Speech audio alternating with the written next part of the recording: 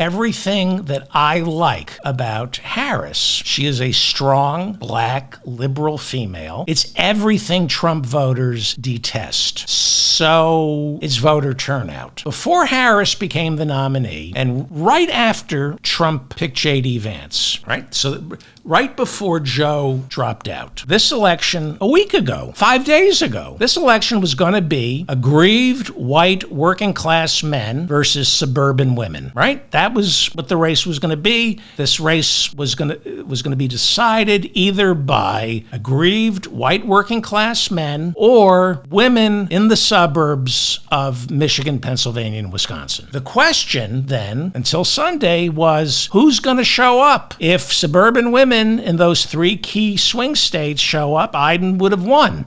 If aggrieved white working class male voters show up, Trump is going to win. But now they threw the map up in the air.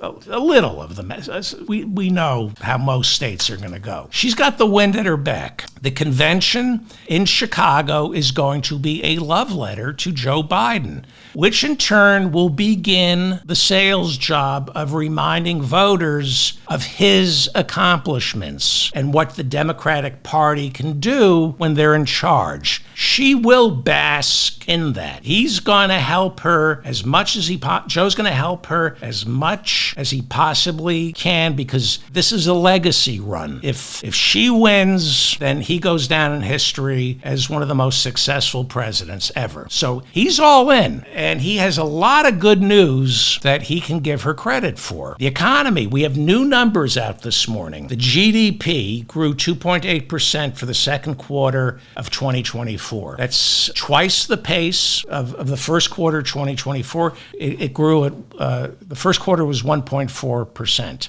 Unemployment now stands at 4.1%. These are incredible numbers. As they say, it's not too hot and not too cold. Early reports from the Federal Reserve are now suggesting inflation is about to dip below 3%. The fundamentals, forget the polls, the fundamentals, the currents underneath are going to push Kamala to the finish line. So this is hers to lose. Meanwhile, Trump has nobody. He's on his own. Pence won't campaign for him.